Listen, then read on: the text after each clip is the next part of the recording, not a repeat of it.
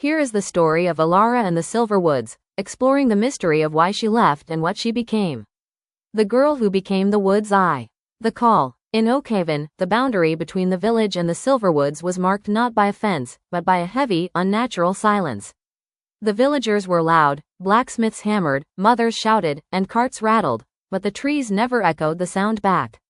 They simply swallowed it. Alara was 18, a girl who always seemed to be listening to a sound no one else could hear.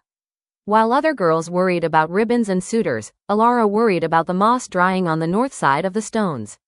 On that Tuesday afternoon, the air was thick with the promise of rain.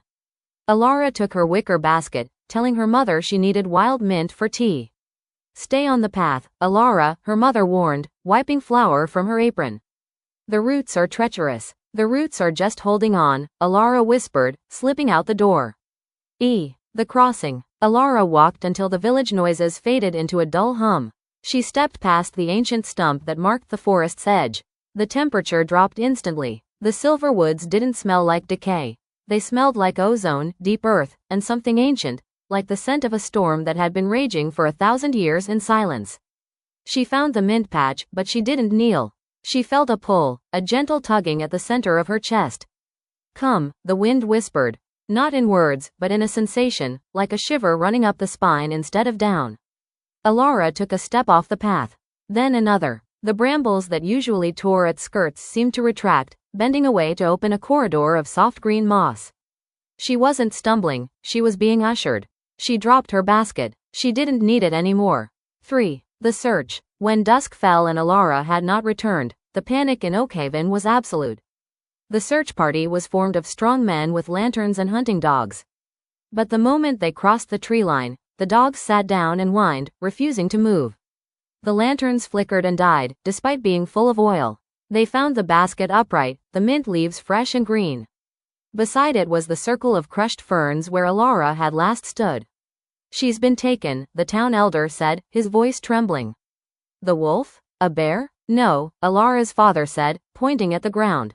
"There are no tracks, no struggle, no blood. It looked as if she had simply dissolved into the mist." The journal. 50 years passed. The story of the lost girl hardened into a cautionary tale. But in the attic of Alara's childhood home, her great-niece, Mira, was clearing out dust-covered boxes. Mira found a leather-bound book tucked inside a hollowed-out bedpost. It was Alara's diary. Mira sat on the dusty floor, reading by candlelight, expecting to read the thoughts of a frightened girl. Instead, she found love letters. But they weren't to a boy. "Greater than September 12th. The oak spoke today. It groans when the wind hits the west branch. It wants me to sit closer. Greater than October 4th. The village is too loud. They shout to fill the silence, but the silence is where the truth is. I feel my skin itching, as if bark is trying to grow over it. I am not made for houses. I am made for the soil. Greater than." Mira closed the book, her heart hammering. Alara hadn't been a victim. She had been a volunteer. The reunion. Armed with the truth, Mira walked to the edge of the Silver Woods. It was a Tuesday, just as it had been 50 years ago. She didn't bring a weapon or a lantern. She brought the diary. "Alara?" she called out softly. The wind didn't howl, it hummed. From the shadows of the birch trees, a figure emerged. It looked like a woman, but her skin had the texture of polished driftwood, and her hair was a cascade of autumn leaves and dark vines. Her eyes were bright green, lacking whites, swirling with the patterns of moss. It was Alara, and yet, it wasn't. She was the forest given form. "You found my book," the creature said. Her voice sounded like two stones grinding together deep underwater. "Everyone thinks you're lost," Mira said, her voice shaking. "They think you died." Alara smiled, and flowers bloomed instantly at her feet. "To be lost is to not know where you belong. I was lost in your village, Mira. I was drowning in the noise. Here, I am the roots. I am the canopy. I am finally found." Alara extended a hand that felt like cool, dry bark. She touched Mira's forehead. "Go back," Alara whispered. "Tell them nothing. Let them have their ghost story.